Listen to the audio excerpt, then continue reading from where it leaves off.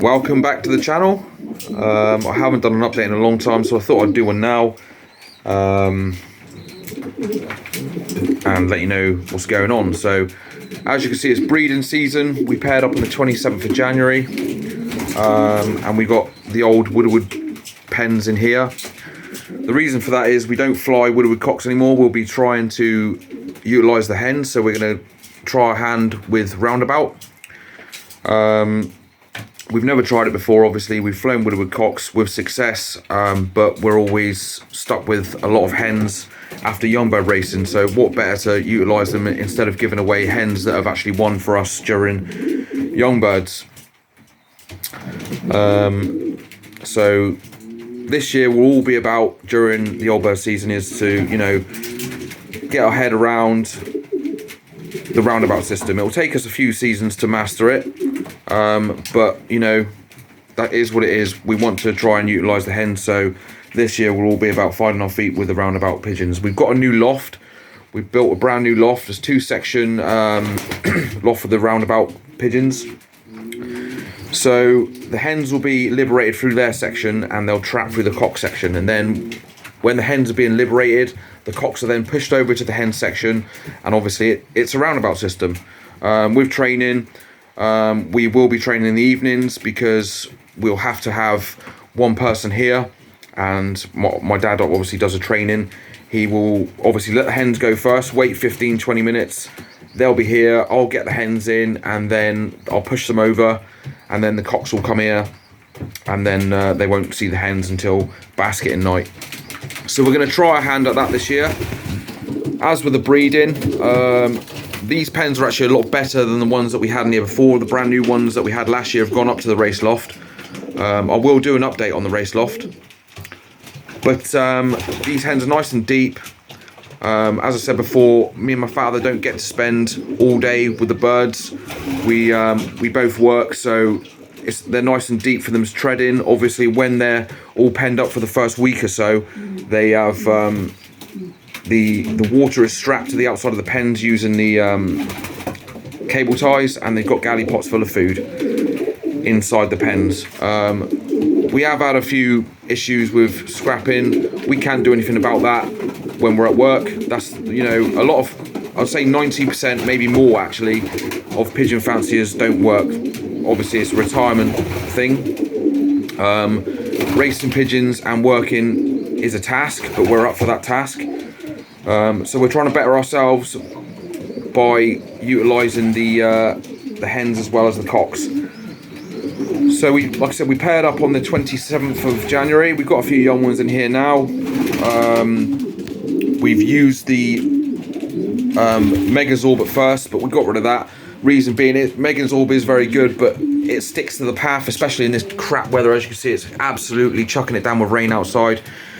So we've gone back to the Easy Bed, and we've got a Virkon S dip outside the loft. So we just dip our feet every time we exit the loft and enter it.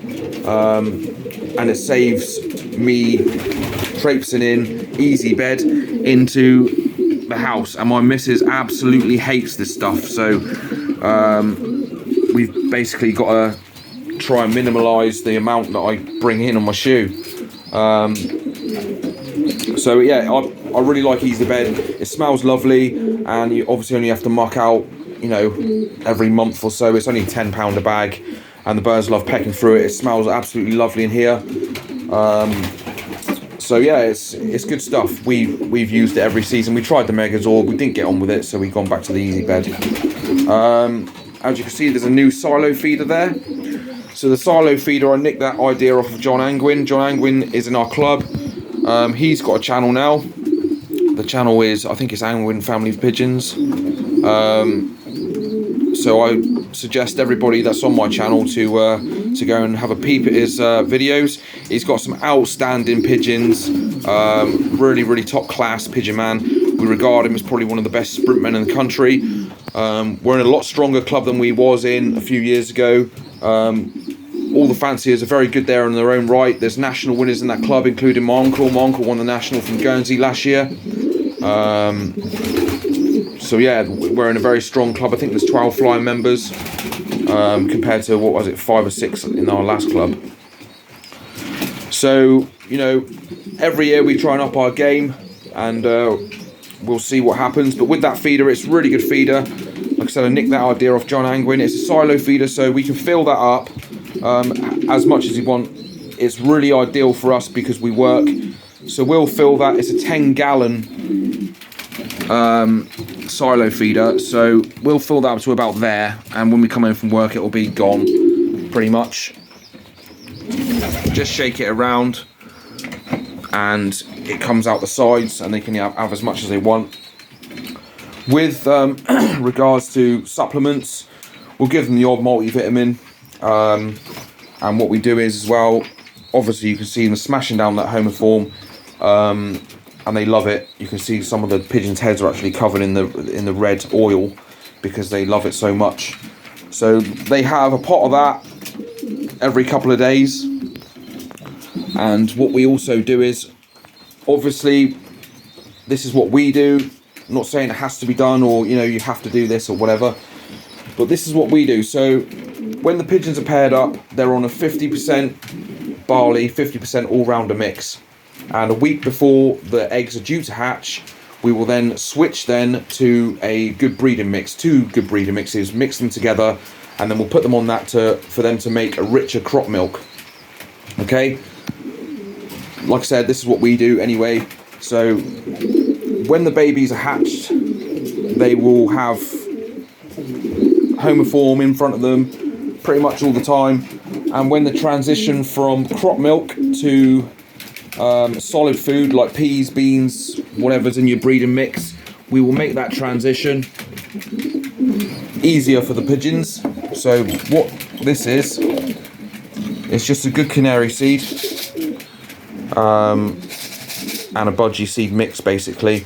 So when they're making that transition, this one's got amino acids, it smells of oranges, and the birds absolutely love it. So when that transition's being made from crop milk to solids, they usually go for the smaller seeds. So we'll basically put a pot of that down every day until the babies then are on a lot bigger seeds like the peas, the beans, the maize, etc. So we'll just have a pot of that ready for them, and that's what we do. I'm not saying it's right, I'm not saying, you know, that's just what we do. It just makes it easier. They don't pull out as much mess from the silo feeder. That is really good though, because it stops a lot of mess being flicked around. We gave them a bath yesterday. They're just on fresh water. As you can see, they tried bathing in the drinker yesterday. They're on fresh water. They've got access to grip, pink minerals and black minerals. Everyone's nice and happy. Everyone's laid, and they've got some young ones. The only ones that didn't fill this year was old man Brass Pennon, but he's 12 years old this year, so he is feeding his grandson. His grandson is in, well, his grandson's parents are in next door where the old hens loft is. The cock that we actually bought in didn't want to take a pen, so we've put him in the old hens loft with his daughter. So the families that we predominantly keep are Herman Koosters, Jansons, Brass Pennons, which are pretty much Jansen anyway. Anybody that knows Bert Brass Pennon brought a lot of Jansons in 1972 from Lois Jansen and his brothers, and made his own family from them, and they won. They've won for us. The Brass Pennons, crossed in and pure. They're really good pigeons, but we've predominantly got the Herman Koosters and the Jansen-based pigeons.